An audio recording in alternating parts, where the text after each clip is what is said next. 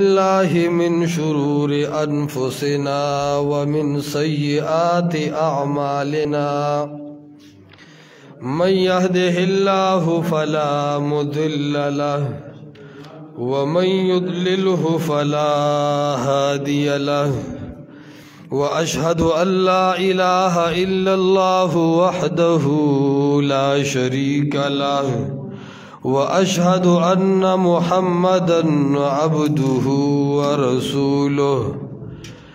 أما بعد فأعوذ بالله من الشيطان الرجيم بسم الله الرحمن الرحيم والذين آمنوا أشد حبا لله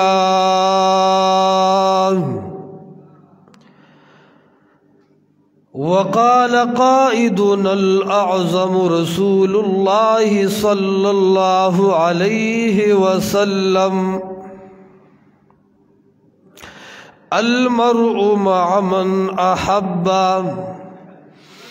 أو كما قال رسول الله صلى الله عليه وسلم إن الله وملائكته يصلون على النبي يا أيها الذين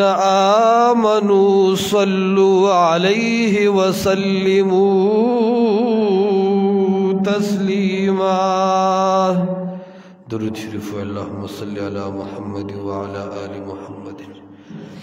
كما صليت على إبراهيم وعلى آل إبراهيم إنك حميد مجيد اللهم بارك على محمد وعلى آل محمد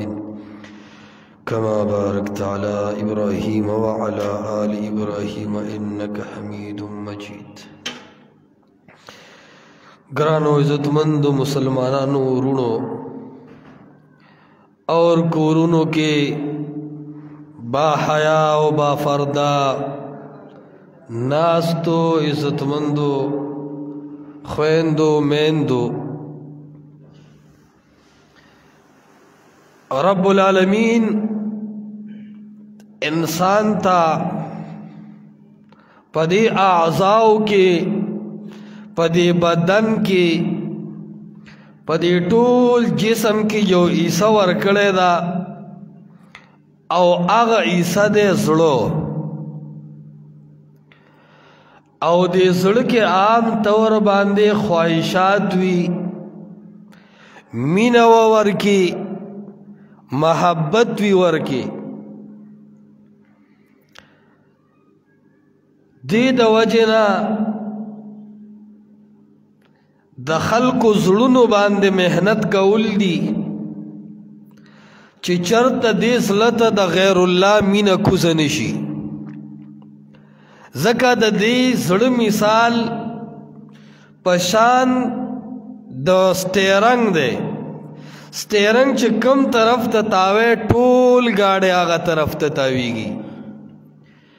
کدا زړه د الله او د الله د رسول د مینې نه علاوه په بل څه باندې ورغی نو بیا زړه سره دا ټول بدن هغه بل څیز طرف ته ځي نو دې د وجې نه زړه انتهایی اهم دی دې زړه کې د رب العالمین مینه پیدا کول غواړي زړه کې د الله سره تعلق پیدا کول غواړي او دا زړه د الله د احکاماتو پابند جوړول غواړي پیغمبر علیہ الصلوۃ والسلام فرمایل چې په دې بدن کې د غوښې یو ټوکړه ده او یې فرمایل کدا د غوښې ټوکړه سم شوه ټول بدن سم دی اور کد بدن دا ټوکړه او دا حصہ خراب شوا محمد مصطفیٰ فرمائی تمام بدن تمام انسان خرابیگی صحابہ کرام ورتوئی اے دا اللہ پیغمبرہ صلی اللہ علیہ وسلم دا کم عیسا دا چھ ټول بدن اغی پس روان دے رسول اللہ مبارک فرمائی الا وہی القلب الا وہی القلب الا وہی القلب، اے زما امت اغزل دے اغزل دے اغزل دے، کزل سم شو ټول بدن سم دے، کزل خراب شو ټول بدن خراب دے. چه زړه کې دنه بیماری دا، زړه کې دنه حرامی توب دے، زړه کې دنه خواہشات دي، دا سترګې به پردو ښځو طرف ته متوجه کیږي. زړه کې چې دنه بیماری ده، دا غوږونه به غیبت ډیر شوق سره اوري. زړه کې چې دنه بیماری ده، په دې ژبه به باطل خبرې ډیرې په شوق سره راوځي. زړه کې چې دنه بیماری ده، دا لاس او دا خپې دا به همیش د پاره د غیرو د پاره استعمالیږي، د رب العالمین مخالفت کې به استعمالیږي، د رب العالمین په تابعدارۍ او د الله د حبیب په تابعدارۍ کې به نه استعمالیږي. زړه کې د رب العالمین مینا، د زړه مثال په شان د سټیرنګ دی او د ډرایور دی. سټیرنګ چې کم طرف ته تاوي، گاډي هم اګه طرف ته تاویږي. نو زړه دکی کړي د الله مینا واچولا، دکی کړي د پیغمبر علیه السلام د محبت مینا واچولا، ورونو دا زړه بیا الله او د الله د رسول احکاماتو بسیږي. او کچرته په دې زړه کې صرف د دنیا مینا واچولا، صرف د دنیا محبتونه، زړه بیا دک کې سيزونو پس رواني. نو ځکه پیغمبر علیه السلام فرمایل اے زما امته، په دې بدن کې د غوښې یوه ټوکړه ده، کاغه سم شي دا ټول بدن په الله سموي. الا وهي القلب الا وهي القلب، اے خلکو هغه زړه دی، هغه زړه دی، هغه زړه دی. زړه سم کې یو سړی دی صحابي رسول دی پیغمبر علیه السلام، هغه راغی او په صف کې ودرېدو. پیغمبر علیه السلام ته وایي اے دا الله پیغمبره، زه ایمان راوړل غواړم، خو زه ډېر ګناهګار یم، هغه خپل ګناهونه تا ته ویلی نشم د الله حبیبه. پیغمبر علیه السلام ورته وایي چې اول خو ایمان راوړه، کلمه ووایه، هغه کلمه ووایي، مسلمان شو. بیا ورته وایي اے د الله حبیبه زما ډیوټي به اوسئ. پیغمبر علیه السلام ورته فرمایي چې اسلام دې نه وروړی، ستا څه ډیوټي وه؟ هغه ورته اے د الله حبیبه ما خو نه وې، خو وایم یې درته زه ډاکو ما به په لارو ډاکې اچولې، خلکو نه به مې مالونه اخیستل، زه ډاکو د خلکو کورونو ته به اړېدمه. پیغمبر علیه السلام ورته فرمایي اوس هم ډاکو شه. صحابي حیران شو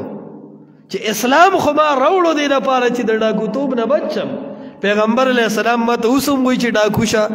وایي هغه څنګه د الله حبیبه؟ پیغمبر علیه السلام ورته فرمایي زما ملګرو په خپلو کلو کې دا آواز اوچت کړی دی چې لات منات غزا او هبل یو رب ته محتاج دي، الله دې ته محتاج نه دی. دې د توحید په مسله باندې مشرکانو اور اغستی دی، هغه زما موحدین ملګري کورونو کې گرفتار کړي دي. وی تزا د ورځې د ملنګانو غونډه ګرځه، خاموش په عیسائی جامه کې، او معلومات کوه چې کم کم کور کې موحد صحابي تړلی دی، ته د هغه کور د ورځې نشانه کوه، د شپې اوړه هغه موحد ترې آزادوه. دې سړي چې دا خبره اورېده ډېر خوشحاله شو، چې دا خو زما فن دی، دا چل خو خلک ما نه زده کوي. دی روان دی د مکې او مدینې په کوڅو کې، ګوري چې یو سړی د بل سره تذکره کوي، وایي داسې خلک راوتي دی چې هغه د دې لات منات غزا او هبل سپکه وایي. هغې وایي چې دا باد نشي لرې کولی مړه، هغې وایي چې دا سرخوږې هم نشي لرې کولی، هغې وایي چې دې ته رامدد شه مه وایې، هغې وایي چې د دې په نوم باندې نظر و نیاز مه کوئ. وایي هغه خلکو نه مې یو سړی نیولی دی او کور کې مې ورته تالا اچولی ده او بره مې تړلی دی. ده دا خبرې واورولې، وای دې دومره جذبه کې ودوي چې په دې سړي هم ور ټوپ کوم، اوس د ورځې ورځم دا سړی ته راولم. خو د پیغمبر علیه السلام هغه ارشاد ورته رعایت شو، فورا غلی شو. دې بې قراره دی ګرځي چې یا ربه دا شپه زر راولې چې دا موحد را خلاص کم. ګوره موحدینو په منځ کې یو درد او یو محبتي الله گواه دی نن چې موحدین تار په تار دي زموږ زړه په درد کې د موحد سړي د یو بل سره مینه محبت موږ به دا درس قرآن کو دا نور زمین لالا ډېر لرې نه پیاده درس ته راته نو ما ته به خلک وایي دا سړی تا سره څنګه تعلق لري ما وی والله که د ده زما ذات او زما نسب سره تعلقي د ده د توحید د وجه ما سره رشته ده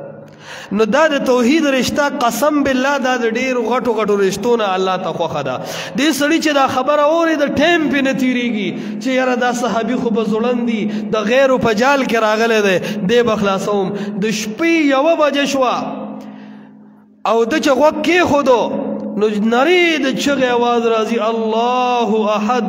الله الصمد الله یو دی الله بې نیازه دی الله چاته محتاج نه دی دا आवाज چې اورید نه دی پوه شي چې دا کور دی شاته او مخکې وکتل چې ټوپکونو په دیوال باندې نه قبوله کو تفسیر قرطبی دا واقعا ذکر کړی دا ابن عساکر هم په خپل تاریخ کې لیکلی دا علامه ذهبی سیر و اعلام النبلاء کې لیکلی دا نو چې کله نقب ورولګو نو په یو کوټه کې دک صحابي بن کړی دی دا ډېر په صحت پهلوانو د چې اور تلاس کو نو پوخا خو دومره کلک ورونه نه وو اور یې روغ رمټ روباسو داسې سیټ ته کېښودو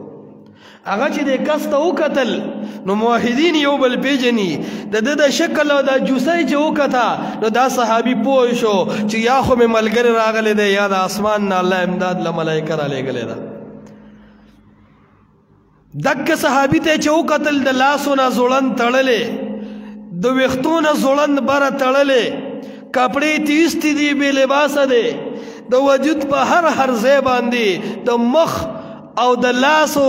او دارنګ په هر بدن په هر ځای باندې د کاڼي او د چیترې ګزارونه ورغلي دي او ورکې خښ شوي دي ډېر زیات خراب کړی دی چې هغه کس ته وکتل نو یریدهم وایي څه نه زما د سزا لپاره څوک راغلي د چې وکتل خوا کې چاړه پرته وه فورا یې پړي وشلول دی آزاد کو دته وایي ته څوک یې دی ورته وایي چا نه چې ته جدا شوی هغه سړي رالیږلی یم هغه الله ته په ژړا شو چې زما د الله د پیغمبر سره دومره احساس دی چې نن هم هغه خفه دی چې زما ملګري په جیلونو کې دي خلکو تړلي دي چې څنګه دې صحابي ته ووایي ته ځان وباسه او ځان محمد رسول الله ته رسوه هغه ورته وایي داسې چېرته کېږي په ما د لوی احسان وکړو چې زما مخکې ته د دې کور نه په امن نه یوتې زه نه ځم هغه ورته وایي ته مې خلاص کړې زه په دې فن کې مهارت لرم ته ځان وباسه سبا به د پیغمبر علیه السلام په مجلس کې ملاقات کوو دې چې څنګه واپس راړېدو نو د جاهلیت د دور د ده یو معشوقه وه د ده ورسره ډېر غلط تعلقات وو د چې په دیوال سر راړو نو هغې جینۍ ورته آواز وکړو او پلان کیا د چې وکتل نو دې ته نه راتېر شو اوس د شپې هغې ښځې سره چراغ دی دا صحابي مخکې روان دی هغه ښځه ورپسې منډې وی دې په شا نه ګوري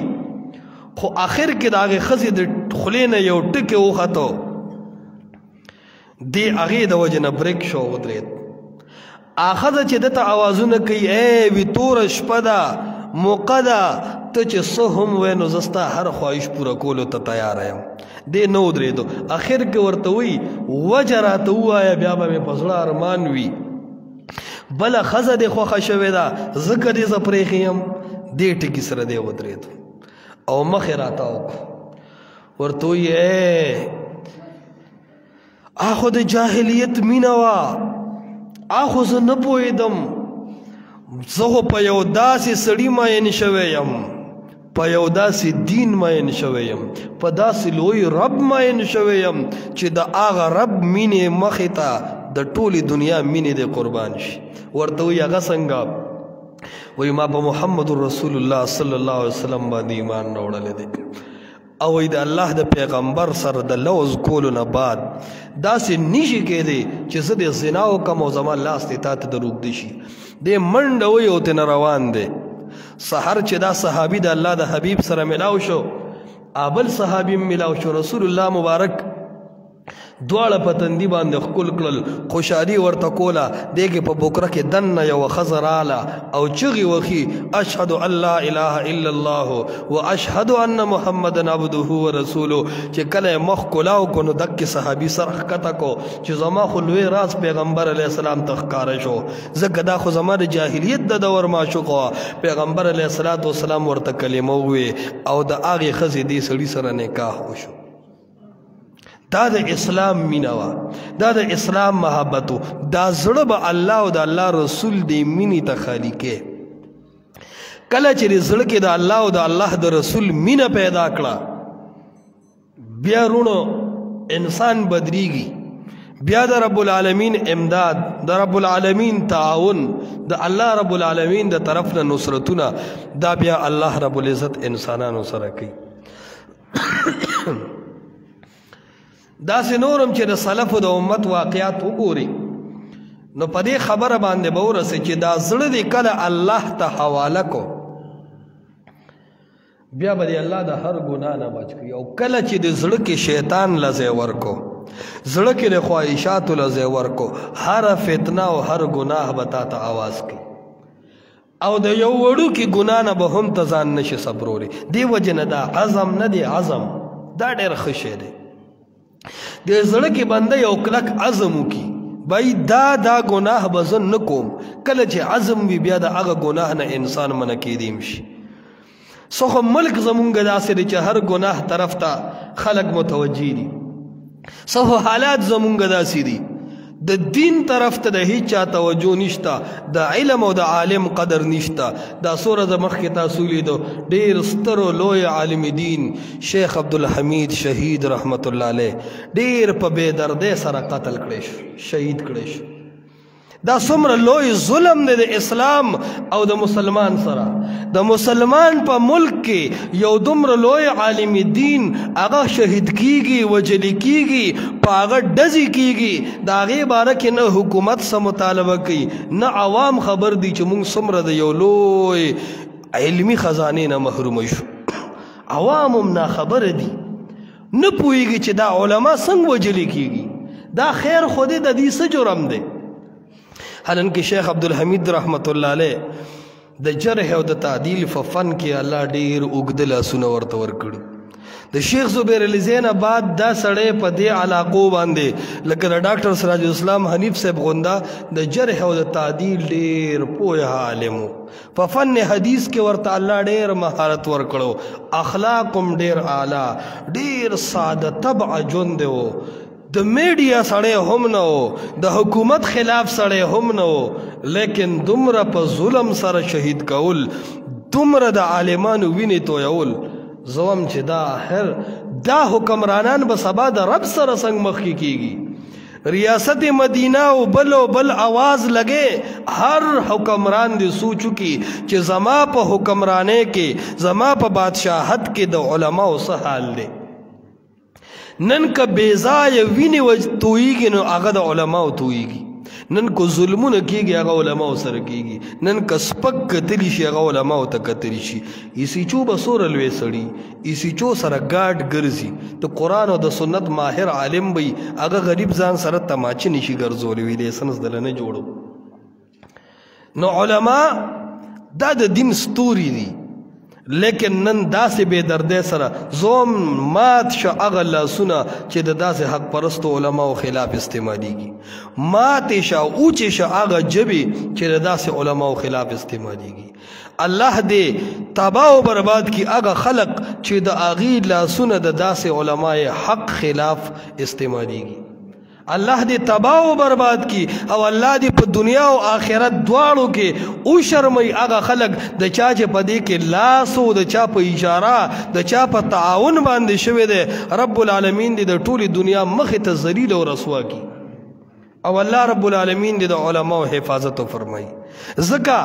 په هیڅ چا باندې زموږ د حفاظت اعتماد نشته سوا د یو الله نه او الله فرمایلی دی انا من المجرمین منتقمون الله وی د مجرم نه انتقام غستون کې مونږ یو الله دې داسې مجرمانو نه انتقام والی نو بهرحال عرض مې دا کو چې دا زړه د رب العالمین مینې ته خالی کا دې زړه کې د رب العالمین مینا د رب العالمین محبت کېږده کله چې د رب العالمین مینه دې زړه ته وردن نشوه بیا وروڼو د الله رب العالمین تابعداري انسان ته اساني او کله چې د رب العالمین سره مینه پیدا کړه او د رب العالمین تابعدار شوي او د رب العالمین سره د محبت کلک شو دای دلیل دی دلیل چې پتا به د رب العالمین تذکره خوږه لګي پتا به د پیغمبر علیه السلام تذکره خوږه لګي توحید چې بیانېږي نو موحدین ولې خوشحالیږي دا په رب مین دي او توحید چې بیانېږي مشرکان ولې یریږي دا د رب باغیان دي نن چې د رب توحید تا پرېښی دی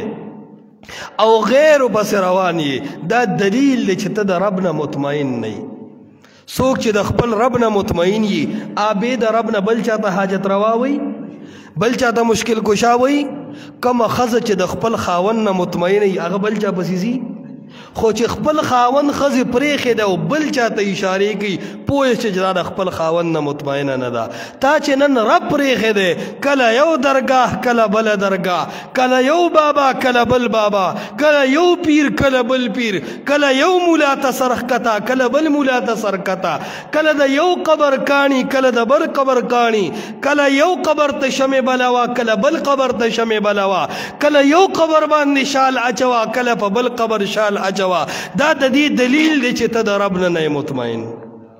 دا د دې دلیل دی چې ته د رب وفادار نه ورنه څوک چې د رب وفادار شي د نبي غونده د یو سړی لوی شي آب ورته د الہ په نظر وګوري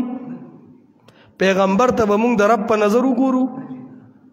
ځکه خو عبدالرحمن بابا وی خدای یې مه ګڼه بېشکه چې بنده دی نور یې کل واړه صفات دي پر اختیار صفات یې په خپل ځای خو رب ورته نه وایي ولې رب بس هغه لوی ذات دی نو مسلمان دی چې د رب نه کله مطمئني د ده په زړه کې د رب سره کله هم مینه وي د هغې مینې دلیل دا دی چې رب سره به دې شریک پیدا نه کړي ښځه چې په خاوند مینه وي او د ښځې چې خاوند سره تعلق وي لومبې دلیل یې څه وي هغه ښځه د خپل خاوند سره خندا کې څوک شریکوي اشاراتو کې ورسره څوک شریکوي محبت کې به ښځه خاوند سره شریکه جوړ کړي نو چې کله ښځه په خاوند سره مینه ساتي بل سړی نه برداشت کوي نو کم سړی چې د رب سره مینه ساتي اب تروډيري بابا ته د مندانې ذمہ دار وي اب د شلګزي بابا د قبر طوافونه وکي اب علي حجويري ته مدد شو وي اب شیخ عبدالقادر جیلانی ته د څوارلسمې ځوان وي ځکه وایي چې دا د رب نه دا خلک مطمئن نه دی او زمون کار د موحدین او د جماعت اشاعت التوحید و سنت صرف دا دی اے خلق په رب ماین شه اے خلق د رب اومنه اے خلق د پیغمبر پاک صلی الله علیه وسلم اومنه والله کده دې جرم نه علاوه زمون یو جرم ومي او عوام عکس گنگستی یاره دا خلق سوای یاره دا یو مولا یو خبره کوي بل بل خبره کوي میلې چې ته لاړ شنو یو سړی موي دا ګوړه خسته ده بل سړی موي دا ګوړه خسته ده ته خو بغیر ګوړې چرته رانلې ګوړه چې کولی شي نوټونو کې 2 نمبر نوټونه راځي که نه راځي تا چرته د پیسو کار پرې نه خو نو نوټ چک کې داسې وایګارې ورته ونیسې چې دا ښه نوټ دی او که خراب کپړه کې ښه خراب وي ته داسې په ګوتو راخ کې لوندی کې خوشتی کې د هغې کپړې ناف هر شی ته معلومې لیکن چې کله د دین مسله راله نو بس دا تا صرف مولا ته پرېښې ده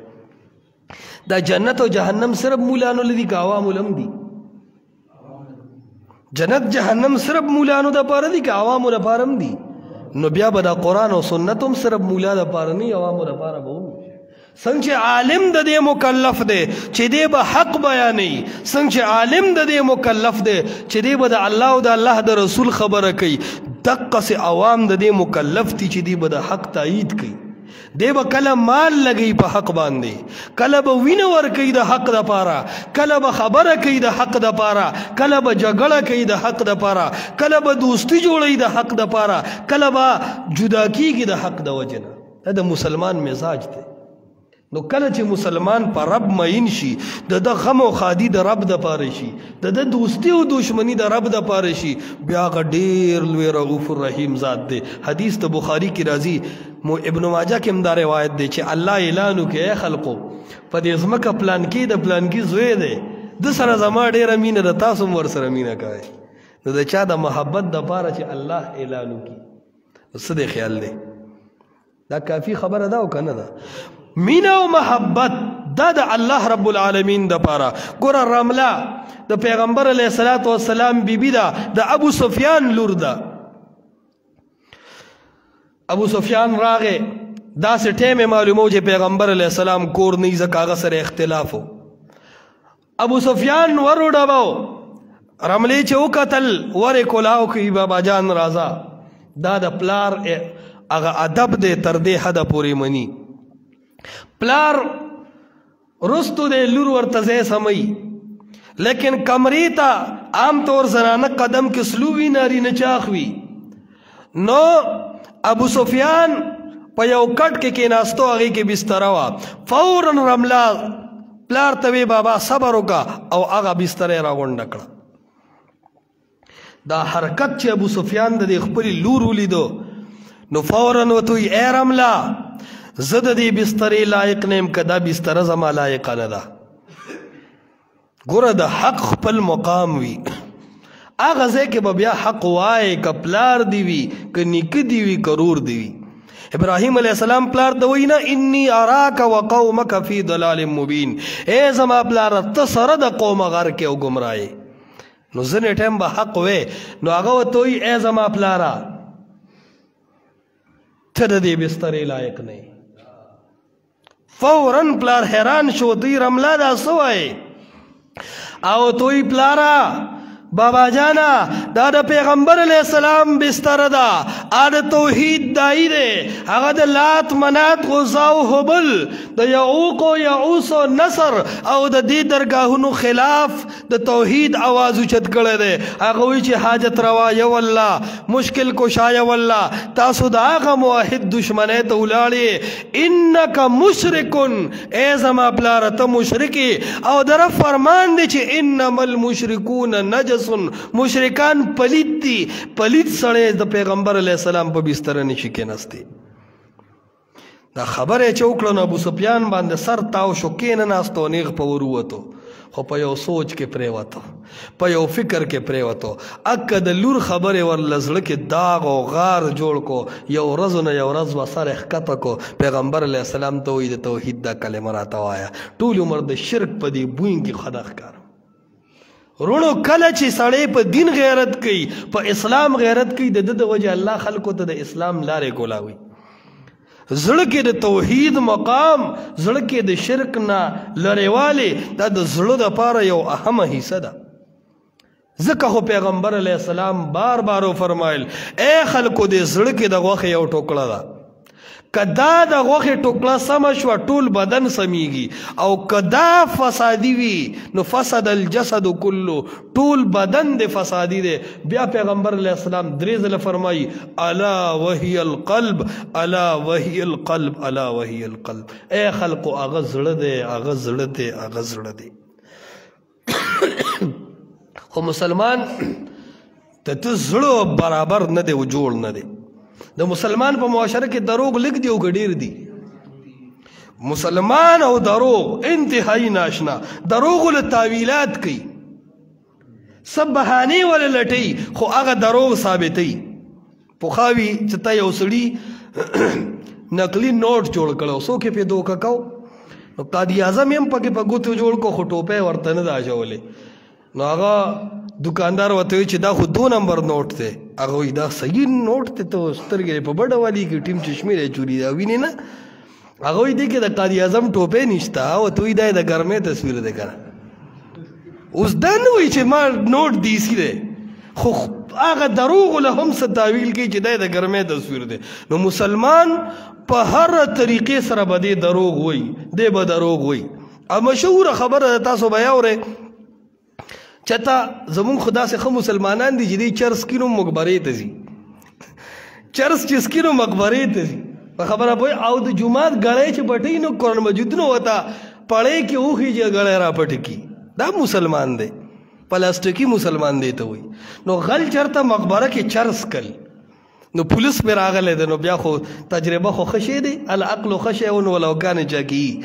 بس هغه زر قبر ته ودرېدلی دی دعا یې شروع کړی ده چې بس الله دې وبخې او الله په ما یې ډېر احسانات دي والله دا واغه د پولیس ورته وایي څه کوې که ستاسو خیر علاقه کې دا چرسیان دي پولیسانو ته معلومي نو هغه ورته وایي چې دا خو پلار قبر له راغلی ما دعا ورته کوم نو هغه ورته وایي چې دا خو د ماشوم قبر دی دی ورته وایي زما پلار په ماشوموالي مړو خو اوس دا نه وایي چې زه په مقبره کې چرس کم نو مسلمان خبره مې دا کوله چې دې دروغو له سل بهانې جوړوي لیکن خپلو دروغو ته دروغ نه وي دا ولې دا زړه د الله تابعدار نه دی جوړ شوی کله چې زړه د رب تابعدار جوړ شي وروڼو بیا سړي کې د پیغمبر علیه السلام سره محبت د الله رب العالمین دا تابعداري دا انسان کې پیدا کیږي خدا نن چې مسلمان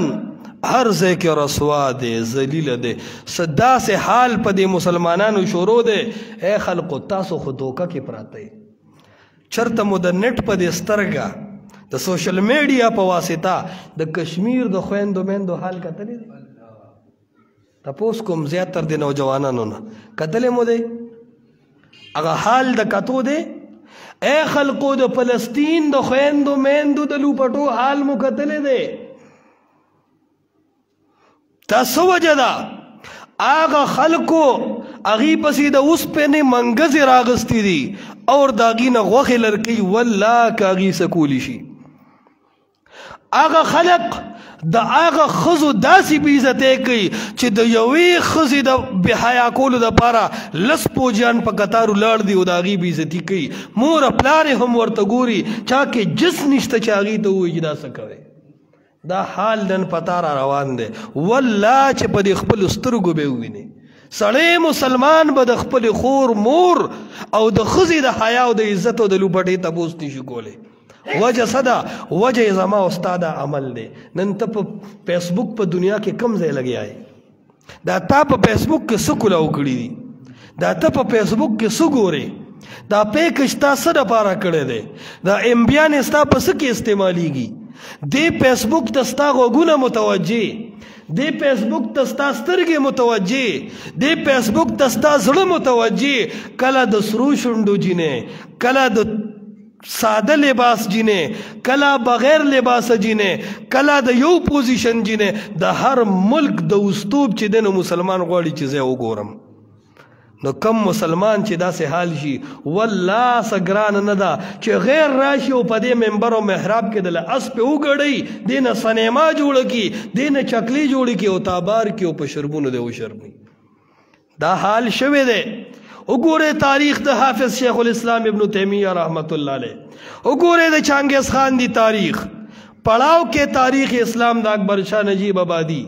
وګوره سیرت المصطفی وګوره سیر علام النبلاء د امام زهبی د تاریخ کتابونه وګوره په کومه قرطبی مدرسه کې چې امام قرطبی رحمت الله علیه 2000 طالبانو ته درس کو 350 ښځې به په یو ټایم په هغه ځای کې بیا ګډې دي چې راغله مدرسې ته واغسته دا ولې عالم به په منبر او محراب ډېره چغه ووایي د عالمانو سپورټ کوونکي علما عوام تاسو یې دا عوام دا زمونږ د لیندو غشي دي دا عوام زمونږ د راشنکوپو ګولې دي لیکن مونږ ټول عمر په دې وډزول چې دا مولا اسقات مني او دی نه مني دی دعا مني او دی نه مني دی رفع الیدین کوي او دی نه کوي دی امین بالجهر وایي او دی نه وایي ټول عمر عوام مونږ په اختلافي مسایلو اوزپل هغه مو دومره بدځونه کړل چې نن هغه دین ته اوزګار نه دی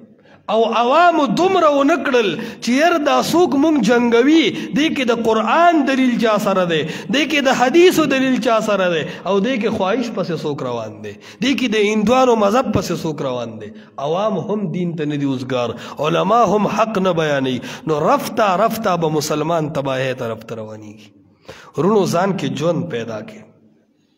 د لوږې زمونږ مشران نه دي مړه شوي د حلال رزق ګټې الله رب العالمین به پکې درله برکت چي په غربت صبر کوي خدا الله د دین سره تعلق جوړ کې د رب د قرآن ته رانږدې شه او تش په تلاوتونو نه په تلاوت به تاله ثواب میلاو شي خو په تلاوت ته توحید پیژندې شي په تلاوت به تعالی ثواب ملاو شي خو په تلاوت باندې ته د شرک خلاف جوړېدی شي په تلاوت به تعالی ثواب ملاو شي خو د قرآن په تش تلاوت باندې ستا د عقیدې اصلاح کیدی شي د عقیدې د اصلاح دپاره به د الله د کتاب ترجمه کې نن سبا خو تعلیم زیات شوی دی اردو ترجمه هم د قرآن شوی دي کلم چې تلاوت کې نو د اردو د ترجمه ته ګوره د قرآن په دې ظاهري الفاظو کې به الله رب العالمین تا ته یو لویه رڼا وښي په دې کې به هم ستا د عقیدې هغه اصلاح الله رب العالمین وکړي نو عرض مې دا کوو چې خپل ځان قرآن ته تابع کول خپل ځان الله او د الله رسول ته تابع کول او خپل ځان د الله د راوړل شوي شریعت ته برابرول دي کنی تاسو وګورئ زمونږ غریب خلک سوي واده وکړي میاشت نیمه تېره کړي او بار ملک ته لاړ شي 3 کاله پس راشي او بیا ځي اولاد هم بې تربیته د ښځې ځواني کور کې زړه شي د ده ځواني بار زړی شي بیا چې بوډاګان شي بس راشي کور کې کینی دا ولې زمونږ ژوند صرف د دنیا لپاره استعمالېږي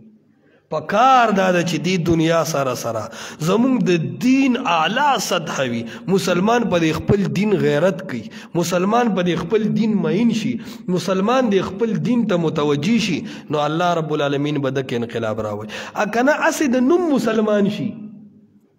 نو د نوم مسلمانی خو چرسیم ځان ته مسلمان وایي که نه خیال مو کړی دی که نه خو د الله د دین نه خو لرې دی دا یو مشهوره خبره ده د هندوستان کې یو سړی هغه هندو دکان اچولو هندوستان کې هسې هندوان ډېر دي بلکې ډېر ټول هندوان دي سیوا د یو څو خلکو نه نو په هغه هندوستان کې هغه دکاندار خرڅول کول نو د چرسي ته چېرته لوټه پټه کړې ده نو بس چې چرسي ته لوټه پټه کړې وه خو دا چرسي و مسلمان نو بس چې د دکاندار ورته خیال شو د چرسي مخکې او دکاندار ورپسې ډېرې منډې وهلي دي خو بس هغه خو هم چرسي و که نه موبلینې ګاډي ته نه و بدل کړی دومره منډه هغه والې نه شوه یا ټول عمر یې ساګه ټیپر خوړلي دای به څه زور و چې منډه وه پوه شو چې دا منډې به ته تر کومې وې دا رامي شی دې هم پرېږدي نه نو دې د یو بازار منځ کې ودرېدلی دی ورته وایي دا منډې څه پسې وې ورته وایي ته اوس ده ته وګوره منډې څه پسې وې خو لوټه دې رانه پټه کړې ده که نه ځکه منډې وم انا لله و انا الیه راجعون هغه وایي ته کلمه ووایه چې دا لوټه ستا ده اوس هندو که چرسي اوبو سره نه لګي د بیزي اوبو سره نه لګي د هندو کلمې سره نه لګي بالکل غلی شو وی که ته کلمه تېره کړه چې دا لوټه ستا ده دروغجنه بس هغه غلی دی وایي چې اوس لوټه خو د 100 روپو ده او که چېرته کلمه وامه ټول مذهب رانه پاتې کېږي نو سړی غلی شو روان شي بس تک مسلمانان یې بیمانو که نه هلته روان شو دې خلکو ته وایي وی قسمت یې ښه کني په یو لوټه مې دله مسلمانه نو آخري هغه خلک وایي چې تا څنګه مسلمانه به دا څه نه زه مسلمانو خو زه یم والله چې نن موږ صرف د یو لوټې هغه مسلمانان یو صرف د اسلام سره مو هغه نسبت دی شناختی کارت کې د اسلام خبره ده ملک د اسلام جوړ دی نور هر کفر هر ناروا هر فحاشي چې راوځي لومبې مونږ فالو کو بیا وروستو غیر مذهبه ګوري هر فحاشي فحش فلمونو ته وګوره د ټولو نه زیاتې دا مسلمانان او دا نوجوانان ګوري پرنټ فلمونه او کلیفونو ته وګوره غیر هم په دې باندې پوه دي چې فحاشي مونږ یې خو آزاده کوو ګوري نه سپروا مو بنشتا وای دا پهش فلمونه دا د حرامي توب او د کنجرتوب ویډیوګانې چې د مسلمانانو نوجوانان څومره ګوري وای دومره هیڅوک نه ګوري نو نسل یې دله تباه کو خو ته خو پوهېږې نه ته خو وایې هلک دې د سکول کار کوي په موبایلو هغه پکې نور څه کوي رونو عرض دا دی چې خپل ماحول د قرآن او د سنت تابعدار کول او دا خپل زړه چې پیغمبر علیه السلام فرمایلی دي چې د انسان مدار په دې زړه باندې دی دا زړه د الله رب العالمین احکاماتو ته جوړول او دې زړه کې د دین مینه پیدا کول داسې نه چې بس څه کې د الله د دین مینه خو چې کله در باندې سخت راځي چې او یا مثال په طور په دین کې ستا نقصانی بیا د دین تابعداري نه کوې نه وروره که ستا پکې فایدې او که ستا نقصانی د الله ومنه که ستا پکې فایدې او که نقصانی د رسول الله مبارک ومنه غم کې د الله قانون فالو کا خاده کې واده کې هم د الله قانون فالو کا رب العالمین به د هر مشکل حل کی او الله رب العالمین به دا معاشره یو انقلابي معاشره جوړ جوړه کړي د کشرانو نوجوانانو باندې هم لږ نظر ساتئ د شپې دا ډېر ناوخته پورې مه پرېږدئ یا یې جومات کې پرېږده یا مدرسه یا خپل بیټک یا کور دې نه علاوه د هلکان ماشومانان دا ډېر د بازارونو کې مه پرېږدئ ځکه حالت ډېر خراب دي د دې وړو تربیت په موږ تاسو باندې ضروري دی الله رب العالمین د اول مال را بسې تاسو له د عمل کولو توفیق راکړي وصلی الله تعالی علی خیر خلقه محمد و آله و صحبه اجمعین یا رب العالمین څومره ملګري ناست دي د ټولو په زړه کې څومره جایز او شرعي حاجات دي د هر سړي د زړه نه ته خبردار یا رب العالمین حاجات شرعیه پوره کړي یا الله زمونږ په ګناهونو د عفو قلم راکاږي یا رب هر قسم ګناه نن په مونږ کې په مسلمان کې موجود ده رب زمونږ ګناهونو ته مه ګورې یا رب العالمین د خپل اسلام او د دین او د شریعت حفاظت په خپله وفرمایي یا الله هغه زنانه چې هغه د غیرو په لاس کې دي هغه په جیلونو کې دي د عافیه صدیقه په شکل او د نورو مسلمانانو خویندو میندو په شکل هغې مونږ ته چغې وایي چې ای مسلمانانو زمونږ امداد وکړئ مونږ د دې ظلم نه خلاص کړئ ربه زمونږ ایمانونه ډېر کمزوري دي ربه مونږ د بېغیرتوب په لارو روان یو یا ربه د دغه قوم حفاظت په خپله وفرمایي یا الله دا نوجوانان د خپل دین تابعدار کړي یا رب دا مشران د خپل دین تابعدار کړي ربه صحیح مو د قرآن او د حدیث په لار روان کړي وصلی الله تعالی علی خیر خلقه محمد و آله و صحبه اجمعین